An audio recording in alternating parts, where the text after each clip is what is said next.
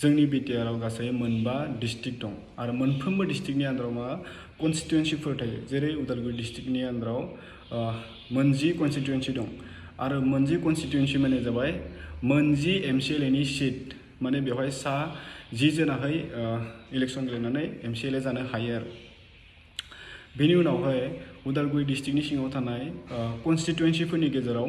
मोदोगिरियाबो मोनसे कन्स्टिट्युएन्सि आरो मोनफ्रोमबो कन्स्टिट्युएन्सिनि आन्दाराव मा थायो PCDCफोर थायो जेरै भगतपारा PCDC मोदैबारि PCDC बेबायदि PCDCफोरखौ लानानैसो मा मोनसे कन्स्टिट्युएन्सि जायो दा उदालगुरियावहाय 10टा कन्स्टिट्युएन्सि बाक्सायावहाय 11टा चिराङावहाय 7टा आरो क'क्राझारावहाय 12टा कन्स्टिट्युएन्सि गासैखौबो ज' खालामनानै मा जोंना 40टा कन्स्टिट्युएन्सि जायो आरो दा 40 कन्स्टिट्युएन्सि माने जाबाय 40टा MCLA नि सीट दा बै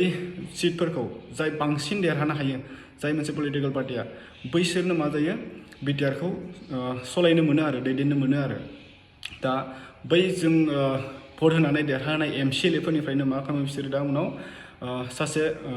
CM सायख'ना लायो सासे डिपुटि CM सायख'ना लायो आरो ओमफ्राय जोंनि बिटिआर ओनसोलाव बायदि बायदि डिपार्टमेन्टफोर थायो जेरै एडुकेसन डिपार्टमेन्ट ओमफ्राय एग्रिकालचार डिपार्टमेन्ट इरिगेसन डिपार्टमेन्ट बा फरेस्ट डिपार्टमेन्ट बेबायदि डिपार्टमेन्टफोरखौ सामलायनो थाखाय